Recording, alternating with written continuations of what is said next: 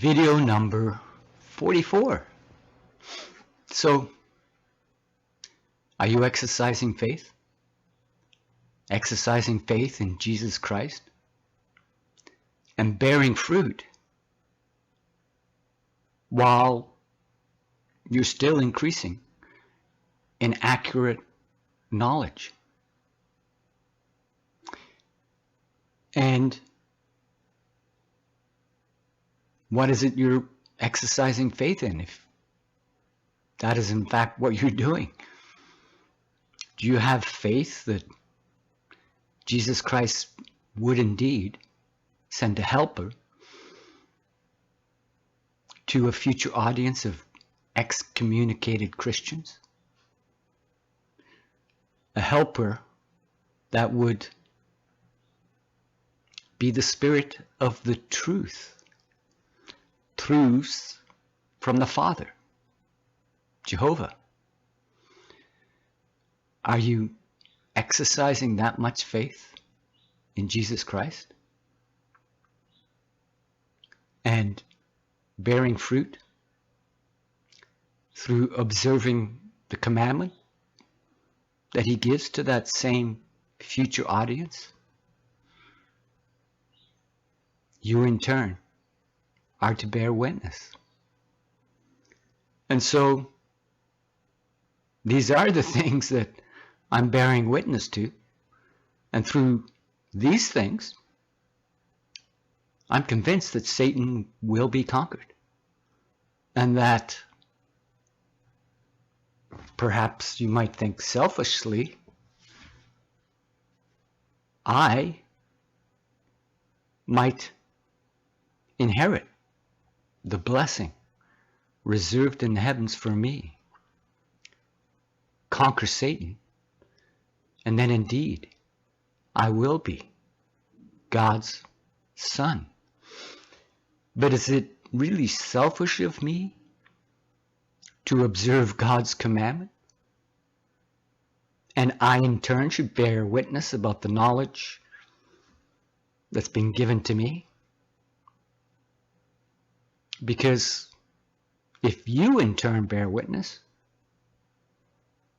you'll also inherit a blessing reserved in the heavens for you. And so it really is not selfish on my part to explain these things to you and bear witness to the Spirit of the truth at a time, an hour that would arrive when Jesus Christ would indeed send a helper to a future audience of excommunicated Christians. And so I'm convinced that I am indeed exercising faith in Jesus Christ. So for this video, video number 44, I'd like to continue reading a little further in Romans chapter 9. You know the verse, right? Romans chapter 9 and verse 25. I'll read it again and then read a little further down in Romans chapter 9, and perhaps even into Romans chapter 10 now, and hopefully tie many of the things we've come to understand in the last 43 videos. That now the salvation and the power and the kingdom of our God is here. A mustard seed has indeed been planted in the earth. A mustard seed that will grow. So let's do that.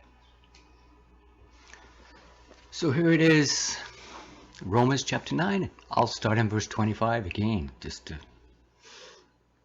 give us a starting point that hopefully my audience will recognize and have faith that these things are happening to you. It is, as he says also in Hosea, those not my people, I will call my people. And her who is not beloved, beloved. And in the place where it was said to them, you are not my people, there they will be called sons of the living God. So,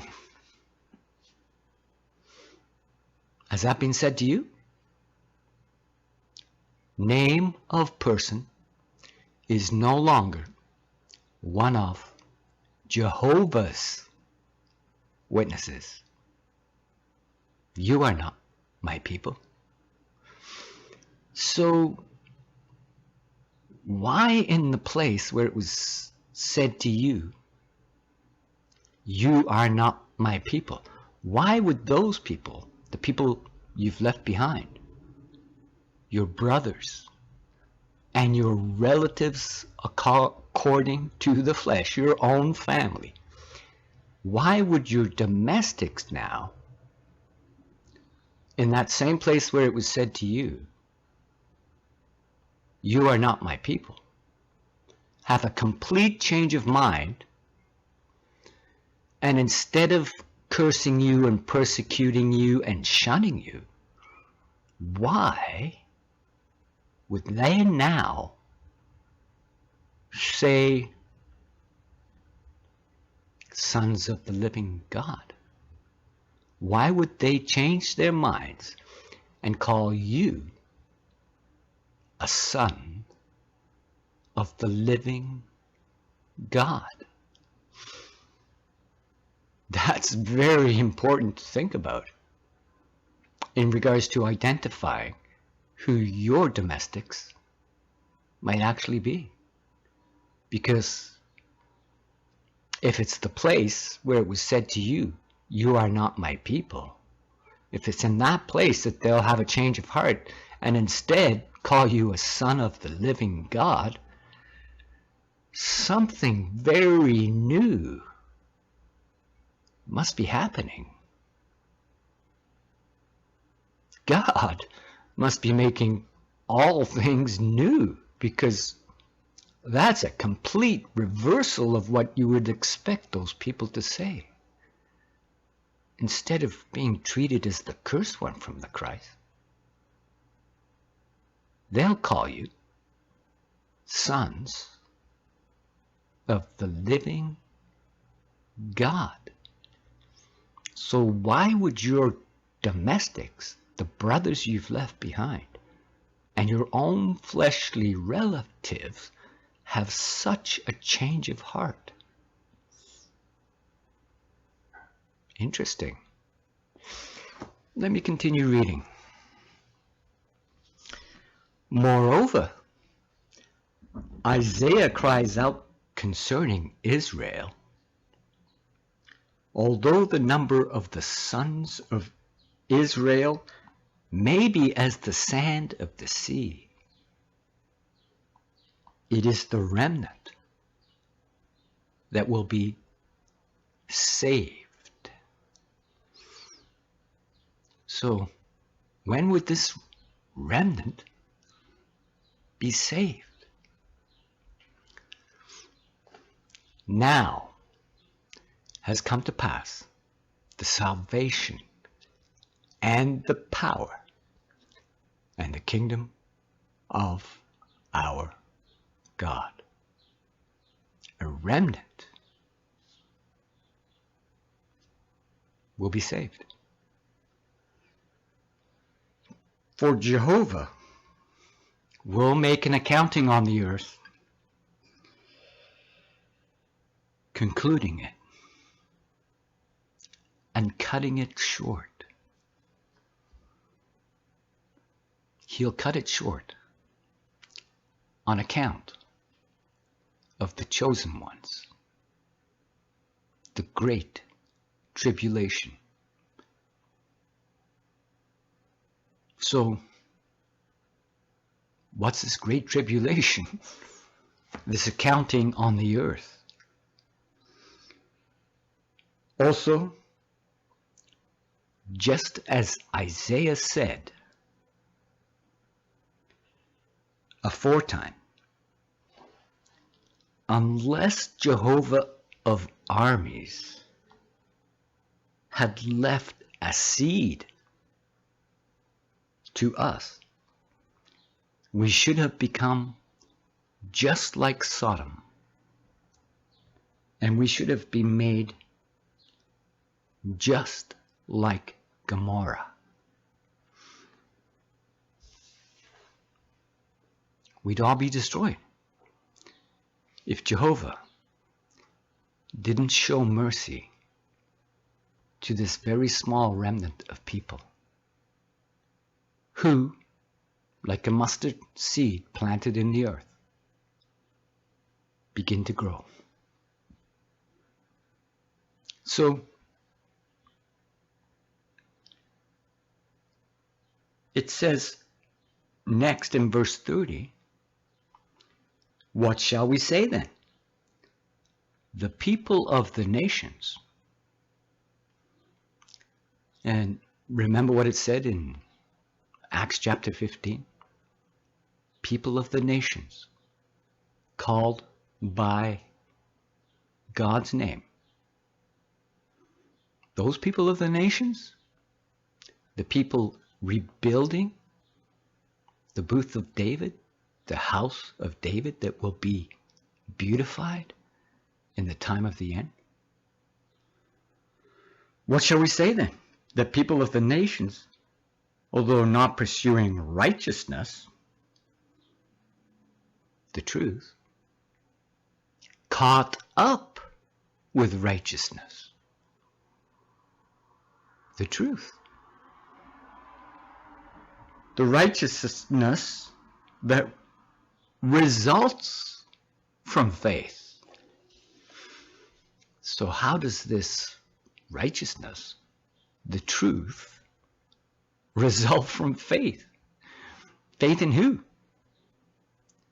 Faith in Jesus Christ, that he would indeed send a helper to a future audience of excommunicated Christians who would then be guided into all the truth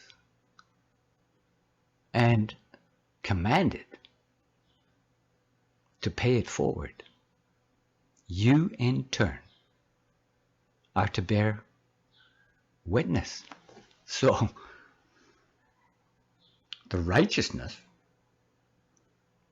the truth that results from faith, exercising faith. And it goes on in verse 31, it says, but Israel, although pursuing a law of righteousness, the truth, did not attain to the law. For what reason? Because he pursued it not by faith, but as by works. And so they were hoping to obtain it not through mercy, but through doing something. They stumbled on the stone of stumbling.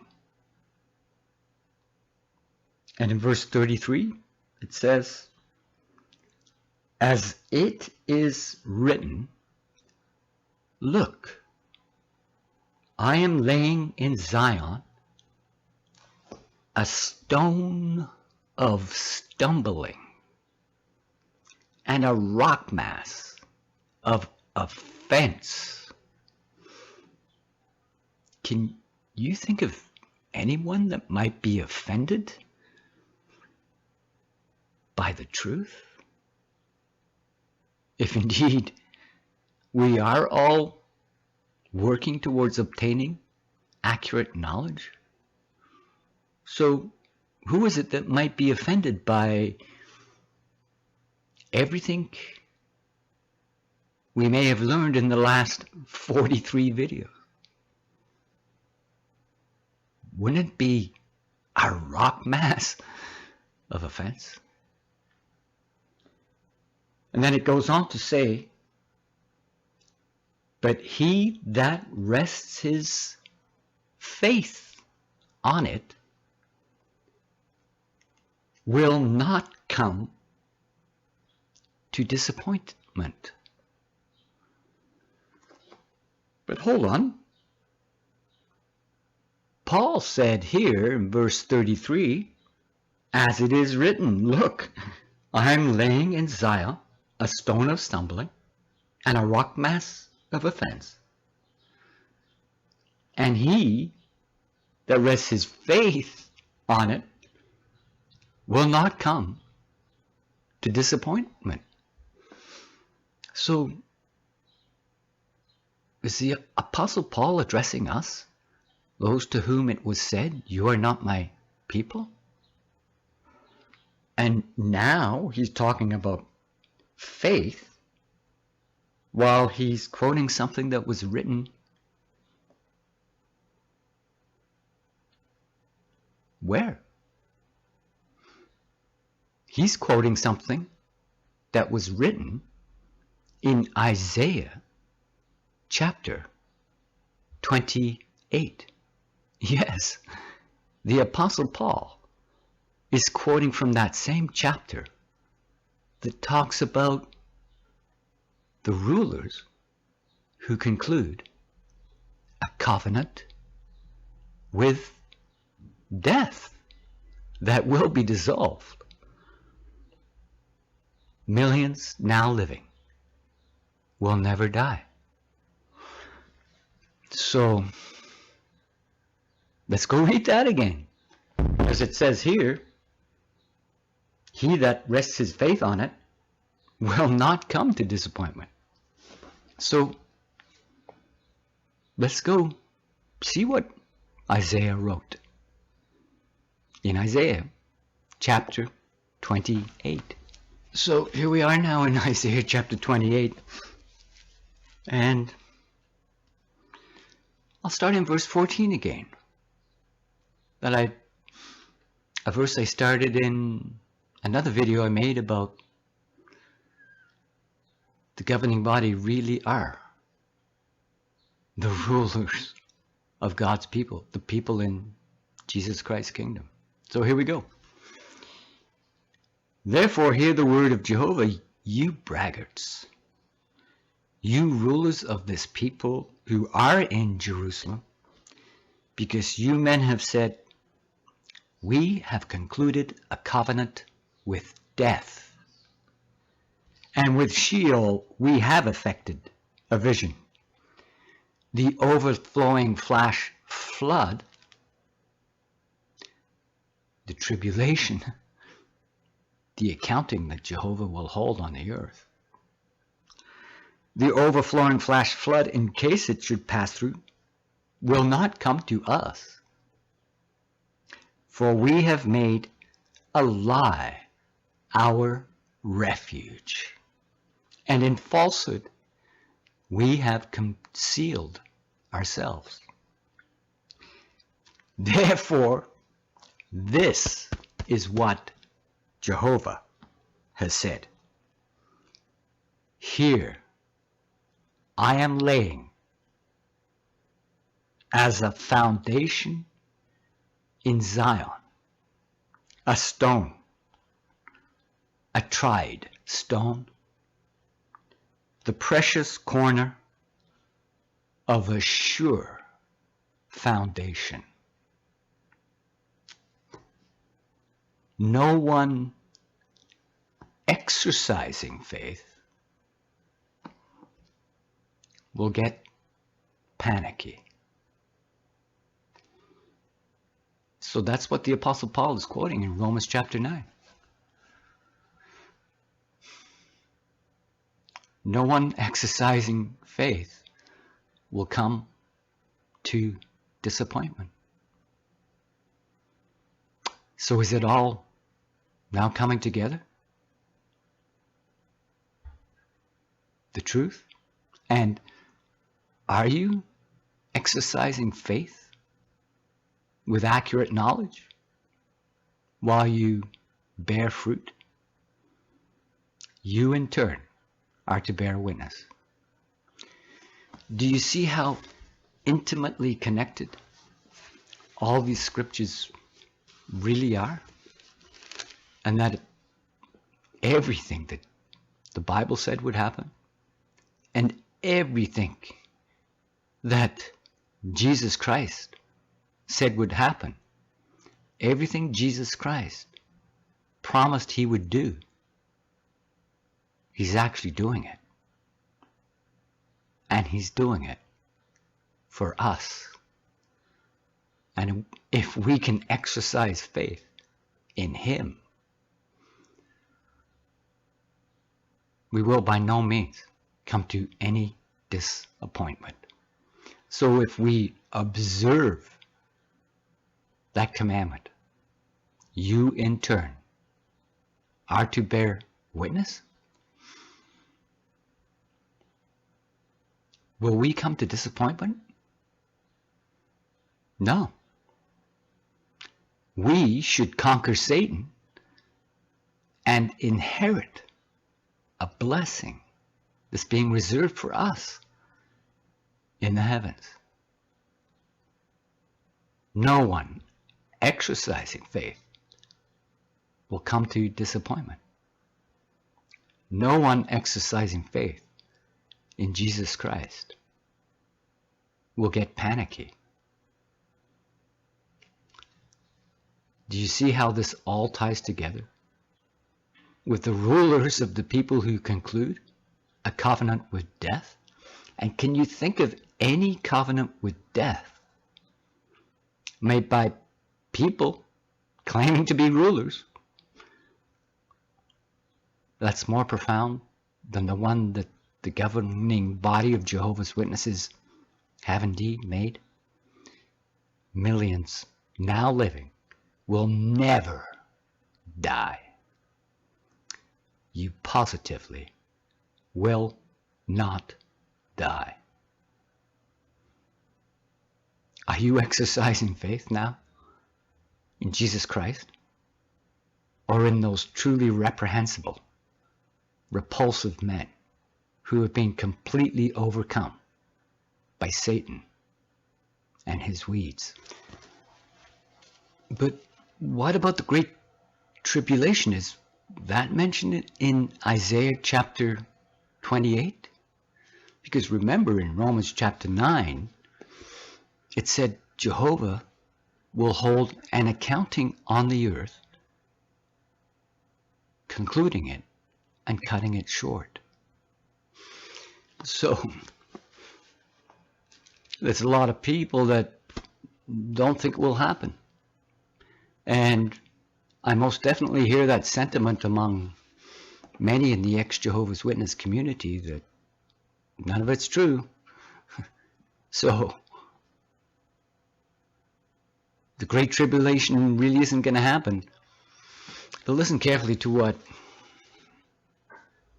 it says in Isaiah chapter 28 and verse 22. And now, do not show yourselves scoffers, in order that your bands may not grow strong. For there is an extermination, even something decided upon. Justice. A decision has been made. Justice. Even something decided upon that I have heard of from the Sovereign Lord Jehovah of armies for all the land. So, if Jehovah has made a decision, a judgment now to cause an extermination for all the land, then who is it that might be saved? Because now is the salvation, the power, and the kingdom of our God. And so here in Romans chapter 9, this is what Paul said.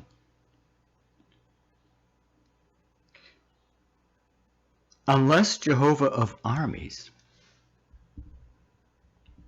had left a seed to us, we should have become just like Sodom, and we should have been made just like Gomorrah. And so, through God's mercy, we are now being saved.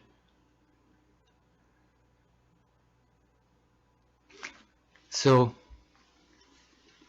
if we in turn bear witness to these things and witness to our domestics, then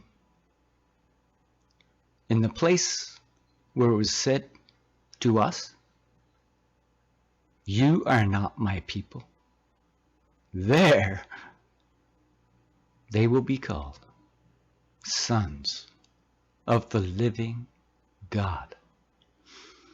So, who really is the faithful and discreet slave who will be found giving food at the proper time? Now, who will be the faithful slave feeding his domestics when Jesus Christ does appear? And will he appear with rejoicing on our part?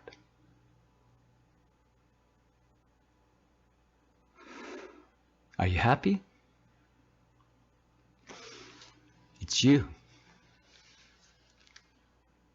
If you go on bearing fruit while increasing in accurate knowledge through the Spirit of the truth,